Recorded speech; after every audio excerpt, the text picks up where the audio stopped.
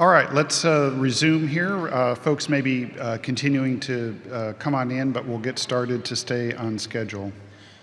Our next speaker is Domingo Corona, who is the Director of Pretrial Services in the Pima County, Arizona Superior Court.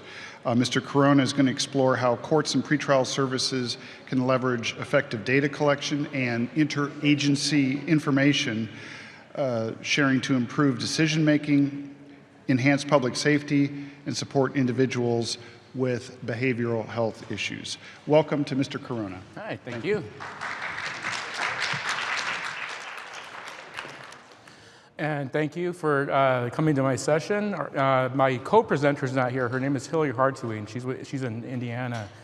So she and I are a two-person team that I'm sad to miss her. So I'm glad to also be here and do this for her as well. Just a little bit of background on myself so you know where I'm coming from and why I'm standing up here sharing information with you. So I've been the Director of Pretrial Services in Pima County. Tucson's our biggest city. I've been the director there for about 12 years. It'll be 12 years coming up in May. Before that, I've been in pretrial for close to 28 years already. But as director in pretrial in Pima County, I've been doing a lot of work with integrating mental health services or referrals to mental health services, substance use, looking at data, pretrial data, not only developing pretrial data in Pima County and how do we report it, what are best outcomes, but also how do we work with the mental health field or substance treatment field to get information to the general public, but also to the courts, through the courts to stakeholders. So that's kind of been my day job, is trying to get information in a way that it's able to be researched, able to be presented, and able to be used for evidence-based practice. I also serve a national role. I'm a national board of directors for NAPSA, National Association of Pretrial Services Agencies, and I'm a member of the Pretrial Executives Network. So in addition to the work that I do in Pima County, I do spend a lot of time working with other jurisdictions. And one of my, because I have the experience where I'm from, I do integrate a lot with a lot of jurisdictions, counties, state-level counties, on what they're doing with their data and what that looks like. I'm also was a writer of the National Association's standards on release in pretrial justice. So this is probably why I'm here, and so I'll be sharing some information. I do like a little bit of integration with you guys. So if you guys have questions or there's anything that you think I'm not making clear, feel free to jump on a mic and ask. I usually like back and forth. It's not as easy with this size of a room, but hopefully we can have some conversation. So what are our goals? Explore the basics of pretrial data and outcomes and measures, along with a systematic approach to data management. Discover tips for compiling and accessing data, as well as building relationships. Introduction to pretrial communication strategies. Cultivate confidence and skills necessary for leveraging data, and discover how to incorporate voluntary support services. And again, that last bullet point is, I think, where I've been spending a lot of time the last 5 to 10 years. So I'm happy to talk about that a little bit more later on. So creating a data-informed pretrial system. How do we do that? And again, my co-presenter who's not here, she loves this quote, and she says, use data as a guide. It's a quote from the Carey Foundation. It isn't enough to gather data. The data has to be analyzed, shared, and used to identify the specific improvements needed and to develop an improvement plan. Once improvements are in place, it's important for agencies to continue tracking performance data to ensure the improvements are successful. What does that mean for all of us? We never stop looking at the data, right? We don't produce a report, say we're successful or not, and just stop there. We got to keep going and doing this pretty much our entire career. Pretty self-explanatory. The Carey Foundation, use data as a guide. Okay, oops, sorry. Let me back up here. Okay, sorry about that. Success-based pretrial supervision protocol emphasizes successful outcomes as a goal, encourages individualized conditions of supervision, and includes interventions to deal with court non-appearance, reoffending, and non-compliance. Those last three things we'll talk a little bit about, because when we talk about non-appearance, that's it seems like an easy thing to say, whether someone appears in court or not, but there's a lot of complexity to even these 3 data points that we capture in pretrial, and so I do want to talk about that a little bit later. The importance of data, and I kind of already hit on it. Regular evaluation is something that I stress is very important. It's been stressed to me is very important. Assess your program performance through systemic analysis all the time. You're doing this all the time. You know, I don't think there's a year that goes by that we don't look at every single one of our programs in Pima County. And when I've worked with jurisdictions, I really suggest that they do the same thing. Identify strengths and areas for improvement. This one can be tough for leaders in the courts or in the justice system. You might take pride in the program that you have, but you have to really, if I'm talking to stakeholders, I'm talking to judges or attorneys or even members of the public, I got to be very straightforward about what I think isn't working and what is working, but really what isn't working, right? So where are we seeing issues in our system? That's the thing where I feel there are opportunities exist, but that's also something we have to use to evaluate our program. So I think that's a very important part of data. Data-driven enhancements. Utilize data insights to implement strategic program modifications. This means part of this is you have to be really aware of what your data says, but you have to also know where it comes from. And we're going to kind of get into that here in a little bit. Optimize outcomes. Refine processes and strategies to achieve optimal program goals. Self-explanatory, right? So where you see there are weaknesses in your system, or if you see a strong, if you look at the outcomes, you see a strong part of your system, you want to make sure that you keep refining those things based on what the data outcomes tell you. Efficient resource allocation. Now, this is a big one for me as a director in the courts and a director of a program that typically isn't well resourced. Many pretrials across the country don't have a lot of resources directly allocated to them. I'm not sure what it looks like here in Texas, but I know in Arizona, I'm the only standalone pretrial in the state. We have 15 counties. All other 14 are under a probation division. So a probation chief is going to allocate, generally speaking, resources to probation. In Arizona, that's a mandated service. So the mandated services need to survive. Pretrial is not mandated in Arizona. So you're going to have to figure out how your resources are properly deviated. And for me, I have to do the same, right? So I'm not mandated in Arizona. Pretrial exists in Pima County as a separate entity, but I also have to make sure that whatever resources I get, for example, supervision, right? I need to look at the data. How many people are we supervising? What special programs do we have? And figure out how I use the data to kind of guide me in where that money is going to go. It's usually staffing. The power of partnerships. And this is, so again, like I said earlier, my co-presenter is strong in data analysis and research. This is my area of expertise, is in developing stakeholder partnerships and talking about the data and talking about the nuances, but also being able to describe to stakeholders what the context is behind information. So one thing that's very important when you're working with your partners is you highlight the impact. So showcase how programs have improved public safety and empowered participants through support services, leading to better outcomes. That can be tough, right? Because the context behind that, and let me give you an example. We may have a new program. Well, we do have a new program. It's called the Jail Population Review Committee. And what that means is that we review cases of individuals who are held at their initial appearance. So 2 weeks after their initial appearance, if they haven't bonded out, whatever the money bond was set, if they haven't bonded out, we look at those cases one more time. Now, these individuals are not held on a money bond because they're, very suitable for release. Many people that go to this program have multiple warrants. They've been released to supervision before. There's issues there that cause them to be held on a money bond. So the people that get released to this program typically have a higher rate of pretrial failure, right? So what we have to do through this program is not say, I can't say 80% of the people that are released to this program go to court. They don't. We have a 60% failure rate, right? So what I do instead, and what we talk about instead, and we'll get into this a little bit more, a tiny bit more, is what are the successes that we do see. So we have individual conversations, sometimes with the people that are released to the program, and talk about, and then highlight to the group, our stakeholders, here's where we found some wins with this population, right? This person who failed to appear 4 times before didn't fail to appear. They successfully completed their pretrial phase, and now they're on probation and everything worked out. Or even just, I think one of the things I like to stress to this program, which it is a high-risk, high-failure program, is the fact that it continuously brings stakeholders together, and I'll describe what this program looks like later. But we have to talk about maybe even the program itself is a success, right? Getting the prosecutor defense together. The way this program works is the prosecutor and defense argue about a case, judge is not there, and they agree to release someone together in a meeting. It's not before the court. It's a collaborative conversation. It's open to the public. There are people from service providers there. There are people, interested community members, and county government is there. Law enforcement is there.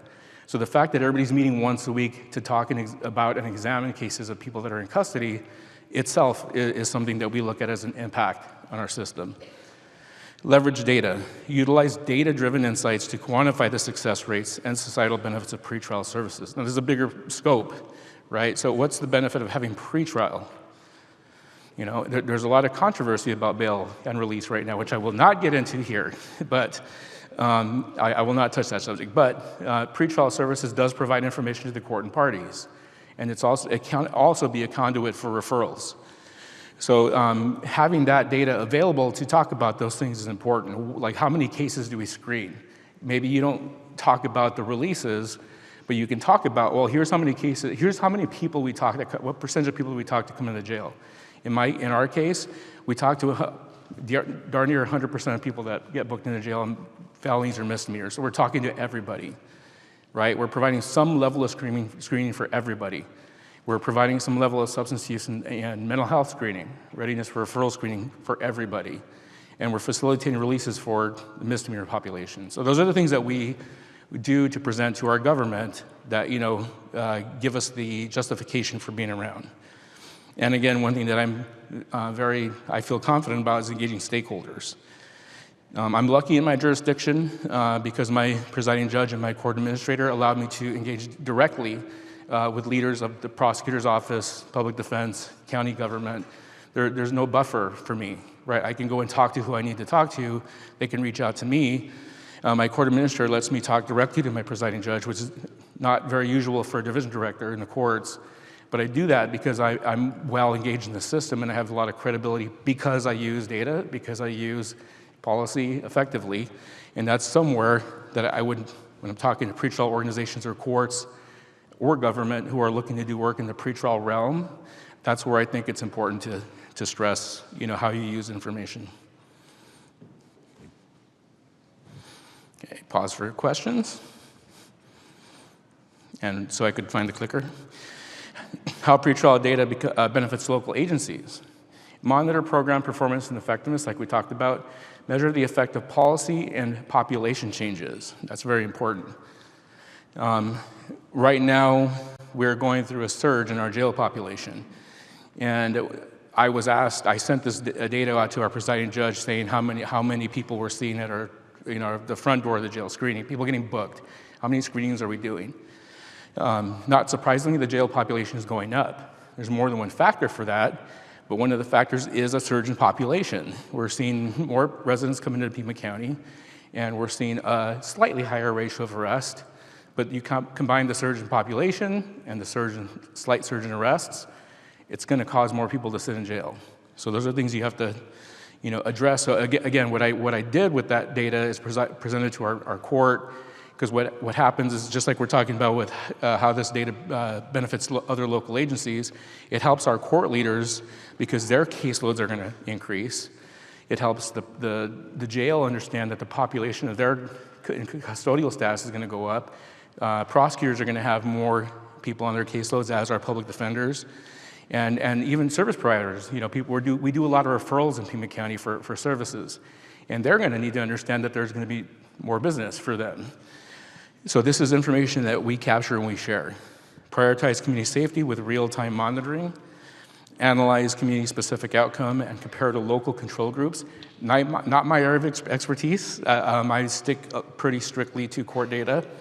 But we do have organizations in Pima County that monitor data using control groups. We have a program called INVEST, which is looking at screening and providing services to people that are in custody.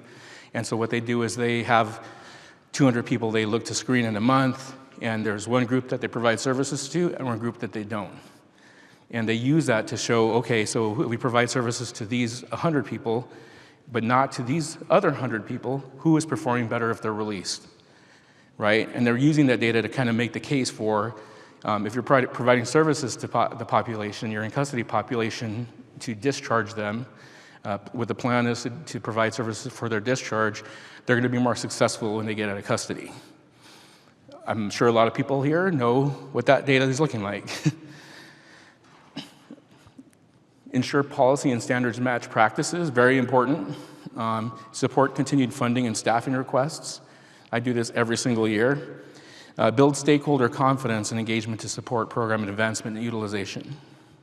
Okay. That's huge.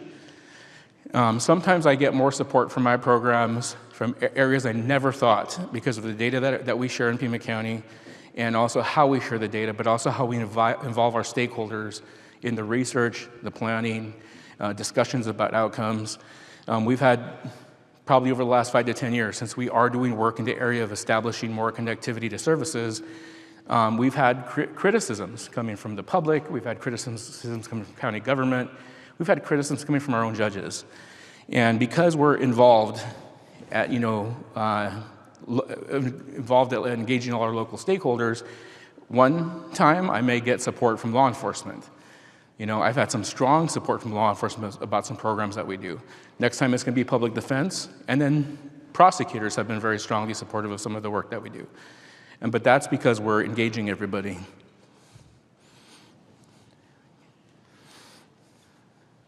Okay, roadmap for data-driven pretrial leadership. This is super important because this is kind of what you have to do from start to finish to provide good information. And I don't think, and I'm going to say this, and I say this to my cohorts in pretrial all the time, I don't know how well this is executed in many jurisdictions. And I think a problem for that is going to be the lack of a identifiable organization in pretrial in most jurisdictions. I know the state of California, for example, the majority of their pretrial organizations are under their probation department. That's not a bad thing, but unless you section out pretrial and give them the right resources, the data might not be there. So for example, baseline data, what data do you have, right? Let's look at my organization. I have felony screening data. I have misdemeanor screening data. I know who's coming in the front door of the jail, okay? So I'm good there. I know what judges' decisions are at the initial appearance phase. We do pre-booking releases, which is we have delegated release authority. We are able to act in the place of judges to release individuals before they get booked.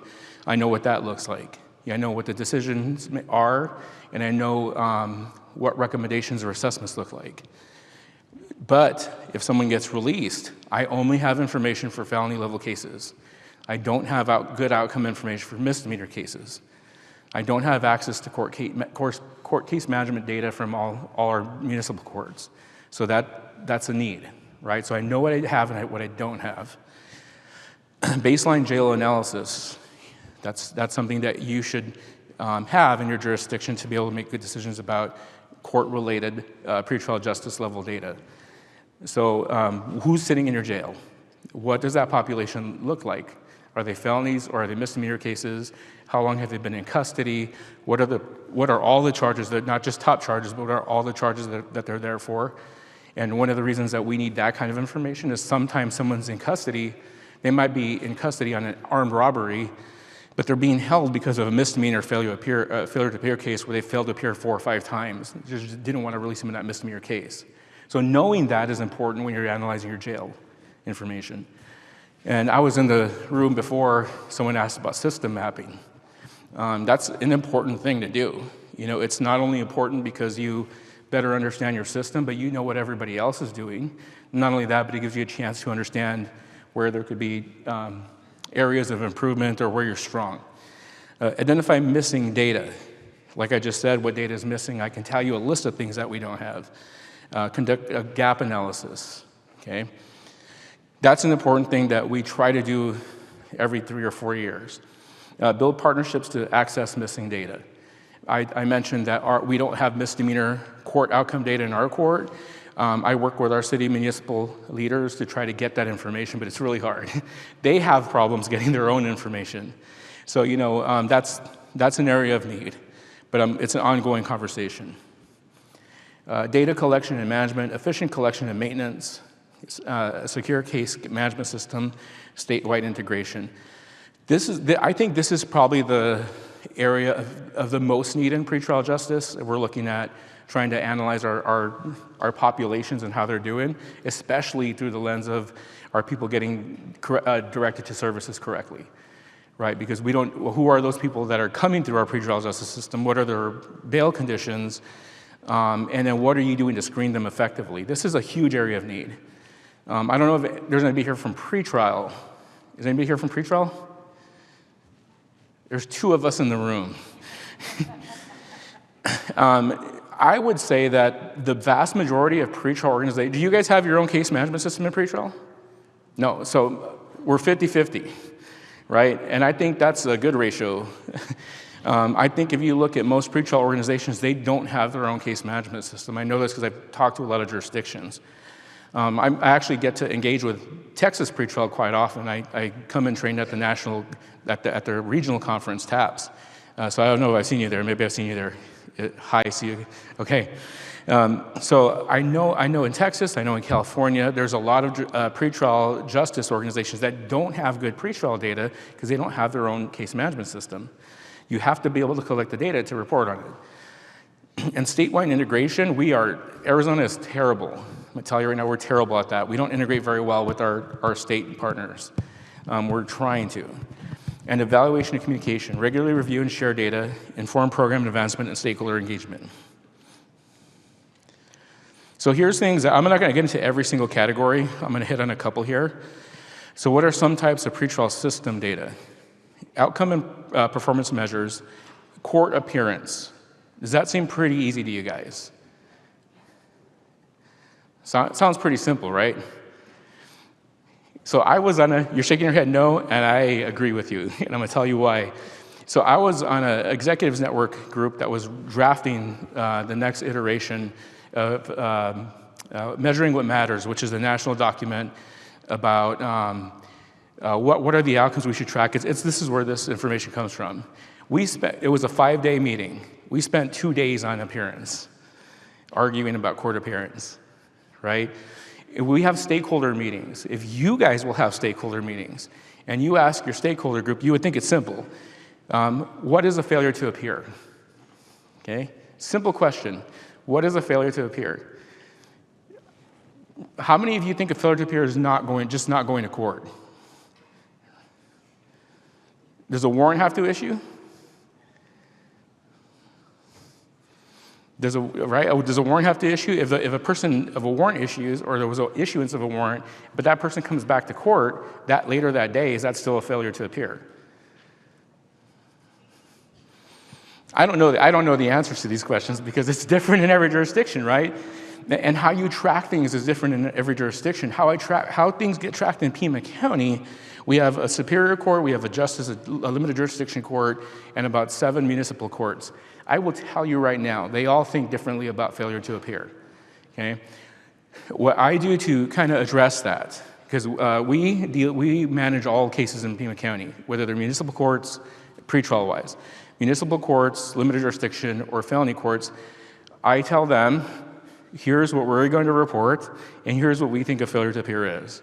If you think a failure to appear is different, that's okay, right? You're tracking it for your court, but if I'm going to report out, I need to be consistent. I'm not going to have 8 different, methodologies for tracking failure to appear because I don't want to have incorrect data.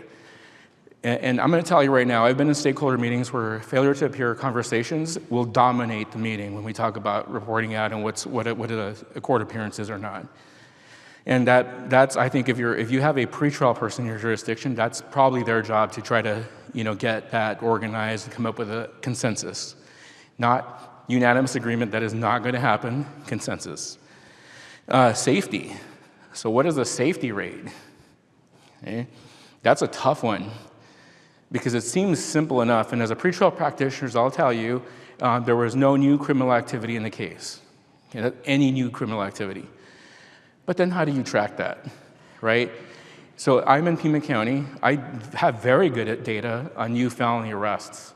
I do, great data. I can tell you if anyone's been arrested in Pima County on a felony arrest, violent, nonviolent, whatever. I have no idea, unless I run a full background NCIC check, what's happening here in Texas for one of our defendants, right? Because they could be getting arrested for a DUI here in Houston. I would never know. I would never get notified of that. I'd have to look for that all the time. So, being able to really generate a good safety rate is tough. And even then, what is safety? Because you're going to have conversations about, is your prosecutor going to focus on violent cases or DUIs, but then you think about the other cases out there that could be harm to the community, which like theft. Law enforcement will be very concerned about theft, or people going back to businesses and potentially being in positions where they could hurt somebody, even though they don't get charged with a new violent arrest. So these are the things, when you're thinking about pretrial data, this is a good list for you if you're trying to work with your courts about what that stuff looks like, right? Like jail population, percentage of pretrial defendants held, risk analysis is for the jail, presumption of release, release rate, all these things are important measures for your pretrial organization to track. Race and equity measures, very important to track. How is your pretrial assessment tool? If you're using a tool to screen people to give you an idea of what their success potential is, what does that look like when you layer race and ethnicity over that? You should know that. Administrative data, caseload ratios, again, for resources, right? Measure of program utilization growth.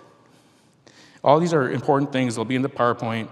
And if you need to reach out afterwards, reach out to Hillary. She's not here.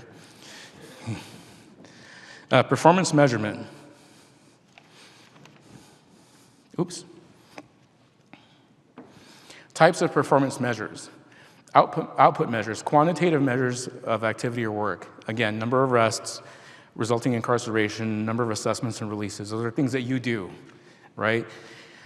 Measures of intended results or outcomes, very important. This is, I think, what your stakeholders are looking for, right? Example, reduction in instances of noncompliance or recidivism, appearance rates.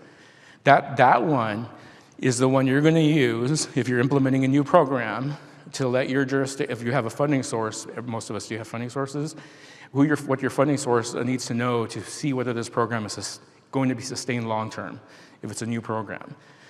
But the things that are important for maintaining the program are that first column, right? So like how many people are we screening? Like how many reports are we producing? That's important. Count your jurisdiction or your funding entity might need to know that too, but they want to see this second one, right? What are you doing to change things? How are you affecting things? And then the efficiency of system and agency resources, cost analysis, program utilization, reduction in jail population, caseload ratios. Those are all programmatic things that continue to go on, and you measure things that are going to show you how you need to manage your program going forward. But I will say, in my experience, that center column is going to be really important. And if it's not a success, if it's not an improvement, you have to be able to explain why, like the context behind why.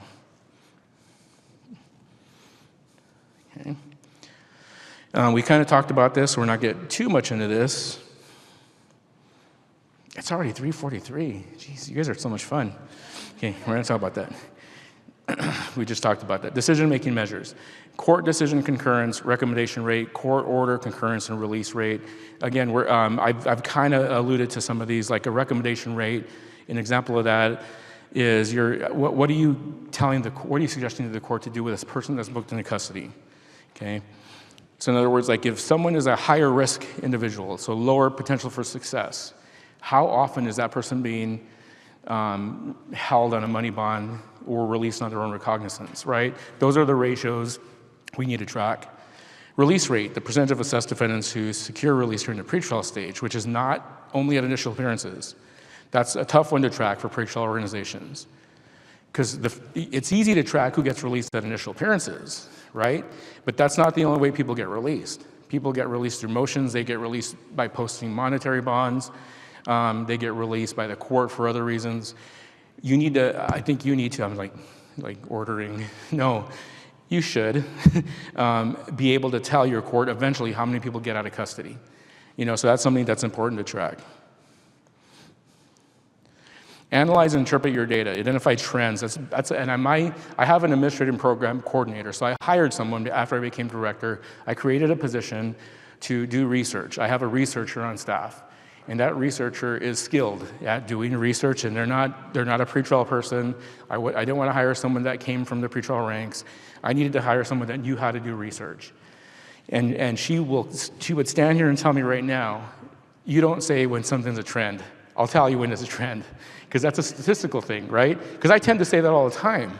Like, oh, our judges are trending more against release, and she'll scold me.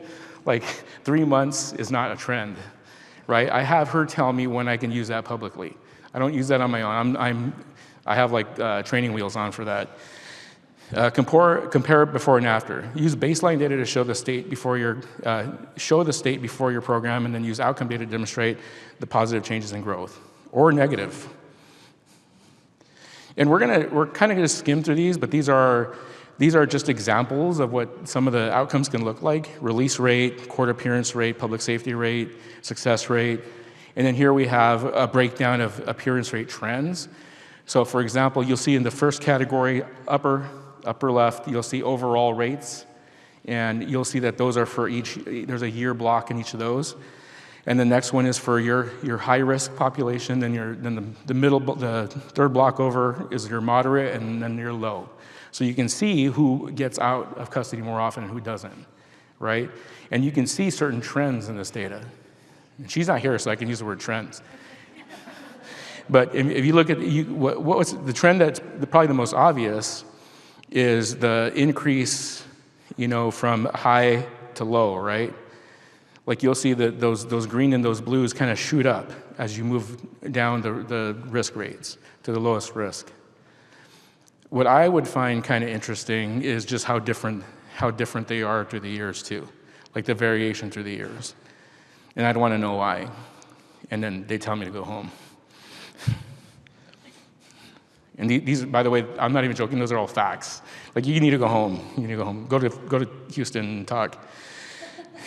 Pretrial supervision versus counterpopulation analysis. So this is kind of a way it can look if you're tracking, how people are, what their success rate is, their appearance rate, return to incarceration rate. It was really usually lower. New violent crime rate, which is usually very high. And you can see here all releases versus pretrial releases versus counter financial conditions releases, right? What do those look like? And in most jurisdictions, pretrial will do better than financial conditions, right? And that's an important thing to know, is that if someone is released to a pretrial organization, they're usually at the same risk level going to do better than someone who is released on a monetary financial bond. Okay? That's an important thing to know. There's context, though, right? And I don't know what that context is for anybody outside of Pima County. I know what it is for us because I know what data we track. I would not speak to, this is a national thing. This happens in most jurisdictions that track this data. It's usually very consistent. I would never claim to understand why that happens anywhere outside of my jurisdiction. I'd have to talk to the leadership there. Illustrating impact. Stakeholder communication. Data isn't meant to be hidden. This is super important, right? If you're going to report out, you need to report out good or bad. I mean, I've had conversations with people who want to not share data, and that's not something I can get behind, because it's important to the people that I know it's usually summary data, and we're not looking at individuals, but it's important to the individuals if you think about it. So if you have a population that's not doing well, you have a special program. This is a mental health conference, right? If we have our population that is needing mental health services or substance use services, and they're not doing well on release, in our jurisdiction they have not been, right? Is the answer to stop releasing them? No. It's to see where we are and then kind of iteratively try to move that success rate higher. And that is happening in our jurisdiction because we didn't jump the gun and think, okay, now they're releasing these populations, we're going to stop releasing these populations. This isn't working. And I think if we didn't share that data right away, people would have thought we were hiding an issue. Instead, we were trying to use that information to say, we need more resources. Storytelling with data. Structure your communications with a beginning, middle, and end to create an area. And this is, I think most of you here probably are aware of how to do this, right? Combine the numerical data with human interest stories and client testimonials to make your impact relatable and memorable. I learned this because when I started as a director and I was implementing programs, especially around substance use and behavioral health and mental health, I thought as a pretrial practitioner, people should get released. I thought it was ridiculous. We're holding so many people on a money bond. We should release people. They're going to do well. Trust us, they're going to do well. That doesn't sell a program to people that are caring about individuals. And what our county did, our county advised us to do, was to get that information, to collect those testimonials. And it changed my opinion about things as well. Like, that story talked to me. I realized that we were having impacts individually on people that were positive, but we also heard things that were negative, right? I heard things that we were doing that weren't the right thing for people, right? And that's what I'll say about that, is we should have been doing things a little differently and being a little more cognizant of how certain screenings looked, or how and where we screened somebody looked. And so that does not build trust. You don't build trust with people. They're not going to want to come back to court. They're not going to want to talk to your pretrial staff and officers during supervision or probation down the road. I fast learned that this is something that you do need to keep an eye on and do throughout any kind of data storytelling. Yes, you have the bigger picture data, but you should collect testimonials too.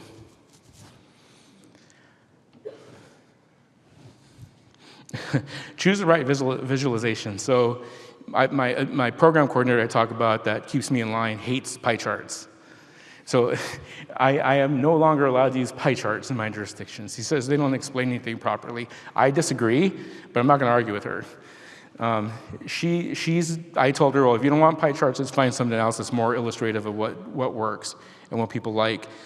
I think when we've involved our community, because we do involve our community in our conversations pretrial justice-wise, I think infographics have been very helpful. I mean, that's just what I've seen. It's like people like to see, things like you might have like a person, and then there's like smaller people within that person that kind of illustrate, how many people are getting, how many people are referring to services. People tend to like that. I like that when I'm looking up other stuff. But yeah, I think infographics are something that a lot of people have been into lately. Graphs and charts, I like those. I'm not gonna lie, I like those a lot. Tables are because I'm terrible at putting together charts, I use tables. So if you get an email from me about data, it's gonna be in tables, and I'm sorry, but that's what I'm good at. Newsletters are kind of hard because you have to write. So that's where I know at the national level, we're talking about how to spread information to our members, and newsletters come up, but no one wants to write the stories for them. So I think that's just a little time intensive. And a dashboard, I think, is super important. I think that's the way to go. I think if you can have a dashboard that's publicly available that shows the important characteristics of your data, that's a huge sell to your public. And as a court employee, there's probably a lot of court employees in here, court staff in here, trust and confidence in the judiciary is super important, especially right now. So being transparent and sharing information is incredibly, incredibly important. And I'm going to skip through a couple of these slides. Know your audience, tailor the message. In coming up to the stage, I wanted to know who was here. I don't know who comes to this conference, right? And for me, it's important to know, am I talking to a room full of judges? Am I talking to a mix of individuals? Am I talking to attorneys? It helps to know who's here just to be able to tailor what you're going to say. Not to hide information, okay? So if there's judges out here, I'm not trying to hide information from the judges, but I might talk to a room. Judges might want to know different things than court staff versus attorneys that are not judges. So I think you have to prepare for that. Okay, we're going to skip. This is my cohort's data, and I feel really sad skipping it. But we're going to do that to get to my thing. And then really quick, because I think we're down to 5 minutes. Pima County, Arizona is where I'm from, and I do want to share what we've done. County Transition Center. So this is, well, I'll talk about this. This is our pre-booking, to the left on your screen is our pre-booking facility. And that's where we release people through our delegated release program, right? So people coming in to our jail are not, if they're misdemeanor level cases, not taken directly to booking, they're taken to our pretrial staff who then release them if we can. And our release criteria is pretty much everybody. Now, if they have a lot of warrants, they keep failing to appear, or they're intoxicated, uncooperative, we won't release them because we really can't, right? We can't for the intoxicated, uncooperative, they can't engage with us. So then they might have to go to jail, and then we might be able to release them after booking, if not the judge sees them. We had an issue with that program. And first I will say that the reason we rebooted this program after years because of COVID. And the reason that we rebooted is because law enforcement wanted it back. Because they didn't want to go through 2 hours of booking times to take someone to jail for a charge they know that shouldn't be in there for more than, an hour or two, right? So they supported this program. However, we are very good at releasing people. We release 60 to 70% of the people that we screen. Many of them with failure to appear warrants. A lot of people come in for trespassing, for public nuisance type crimes. So they were actually beating officers back to the community where they got arrested. So they might be at a convenience store, officer gets them because they're causing a problem, takes them to us, we release them in 15 minutes. Officers in their car doing paperwork might not get back out to their zone for another 20, 30 minutes. By that time, our defendant's on a bus, heading back, engaging with the store owner again. Now we have store owner complaining to law enforcement, okay? So again, this is the data. Do we want to stop releasing these individuals? We don't, right? But what instead happened is we showed the data. These people are probably going to court. They're more likely going to go to court. Do we still want to book these people? Do you still want to have your officers wait? There was public outcry. So what you see on the right there is a transition center. Because of the data, again, the narrative we created was that the issue is not that we have a system of release that's effective. That is not the issue. The issue was that some of these people that were going back needed an intervention, right? They needed something to kind of direct themselves temporarily. And that's what the transition center is, right? That's, hey, there's peer navigators in there who, and if you can see that walkway, there's no gate forcing that person to go to the transition center. It's self-directed. If they want to go, they go. Like, we encourage them to go, transition center engages them to go. They're not forced to go. They're free once they get out the door from our building. But we have found now, data collection, engaging with our stakeholders, developing stories, that people are starting to learn more about the transition center, so they're going in for services. And we've stopped hearing complaints from the community about releases, because now more people are stopping by here to engage, getting taken to, being driven to a service provider. They give them water. They sit and talk to them for a while, and it keeps them kind of occupied before they're going back out to the same area they came in from. So this is kind of I wanted to share this because this is kind of like where you can go, once you start sharing data and you have a good narrative around the information you collect. Okay. And this is a better way of saying what I just said. Not a treatment intervention, provides information, enhances access to services, and then we gather data, get it, analyze the most effective interventions. I'm not going to get it. We have a minute left, okay? Because I can talk forever, and I have. Do you guys have any questions right now about anything in the last minute or so? Question down here. So you don't have collaboration with the mental health authority there? You said it's not treatment? So the question is, we don't have collaboration with the mental health authority. We actually do collaborate very strongly with, and not just this program, but we have a diversion program. Okay. The way we go about this is we develop memorandums of understanding or business contracts with the providers, but we tell our court, we've told our, I'm in the court, We advise our court that we are not doing any level of assessment or treatment pre-trial for anybody. Anything that gets, any kind of level of assessment that happens with a provider. Because the judge is not, I'm not qualified to do an assessment. So we don't want to say anybody, in our jurisdiction, we don't say someone needs treatment. That's up to the providers to say, to answer your question. And you have a diversion and transition. We have the transition centers pretrial and the pretrial diversion, which we oversee, and our officers manage that population. And then then probation gets a post-plea drug court program, and then there's a county attorney post-plea program. But we have a pretrial diversion program for drug cases. I do want to say, because of that, and I want to emphasize, we order 0 treatment conditions in our jurisdiction.